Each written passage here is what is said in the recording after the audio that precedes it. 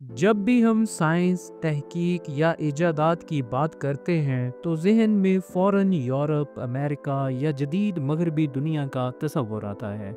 लेकिन क्या आप जानते हैं, कभी एक वक्त ऐसा था जब दुनिया का मरकज़े इल्म मशरिक था, जहां इल्म के दीप जलते थे, रसद गाहें चमकती थीं और साइंसदान ऐसी थ्योरीज दे रहे थे जो आज भी जदीद साइंस की बुनियाद हैं। ये कहानी है उस सुनहरी दौर की जहां बगदाद, बुखारा, समरकंद, करतबा, नेशापुर, कायरा और दिल्ली जैसे शहर इल्म, हुनर और इजादात के किले हुआ करते थे। लेकिन फिर क्या हुआ? वो अजीम तहजीबें क्यों मांद पड़ गईं? वो लाइब्रेरियां क्यों जल गईं? वो साइंसदान क्यों खामोश हो गए? आइए आज हम जानेंगे the rise and fall of eastern scientific civilizations. 8वीं से 13वीं सदी तक का दौर तारीख में इस्लामिक गोल्डन एज कहलाता है। अब्बासी खिलाफत के दौर में इल्म को मुकद्दस समझा गया और बगदाद में दारुल हिकमत यानी हाउस ऑफ विजडम कायम किया गया। दिलचस्प हकीकत यह है कि हजारों यूनानी, ईरानी, संस्कृत और सरयानी किताबों का अरबी में तर्जुमा किया गया और उसका नतीजा ये निकला कि इल्म सिर्फ महफूज नहीं हुआ बल्कि तरक्की करने लगा। फल्कियात में अल-बतानी, तूसी और उमर खयाम ने ज़मीन की गर्दश, सैयारों के मदार और सूरज की हरकत का मुतालिया किया। रियाजी में अल-ख्वारिज़मी ने अलजबरा ईजाद की, उमर खयाम ने क्यूबिक मसावात के हल दरियाफ्त किए। तिब में इब्न सीना के अल-कानून फ़ी तिब ने यूरोप में 600 साल तक मेडिकल निसाब में राज किया। केमिस्ट्री और फिज़िक्स में जाबर बिन हयान ने तजर्बाती केमिस्ट्री की बुनियाद रखी। इब्न अल हैसिम ने रोशनी और बसारत पर दुनिया की पहली साइंसी तहकीक की। अब नज़र डालते हैं साइंसी मराकज़ और अजीम लाइब्रेरियों पे। बगदाद दारुल हिकमत, जहां दुनिया के बेहतरीन दिमाग जमा थे। करतबा यानी स्पेन यूरोप का सबसे बड़ा कुतुब खाना था, 4 लाख से ज़ायद किताबें थीं।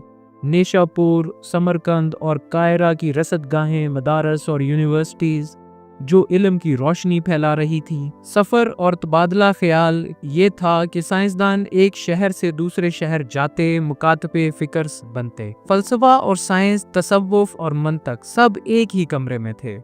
अब बात करते हैं ज़वाल के इब्तिदा की। ज़वाल का पहला धचका 1258 में हलाकू खान ने बगदाद पर जब हमला किया तब लगा। दारुल हिकमत जला दी गई, हजारों किताबें दजला में फेंकी गईं। दूसरा धचका सूफियाना या तकलीदी फिक्र का गलबा था, सवाल उठाना हराम करार दिया जाने लगा। तीसरा धचका सियासी अदमो इस्तेहकाम था, बादशाहों की दिलचस्पी जंग में थी, इल्म में नहीं। और चौथा धचका यूरोप की निशाते सानिया और मगरब का इल्मी जमूद था। अब बात करते हैं मगरब की उठान और मशरक का सकूत। यूरोप ने अरबी और फारसी किताबों का तर्जुमा लातीनी में किया, मगर असल मुसन्निफीन को भुला दिया।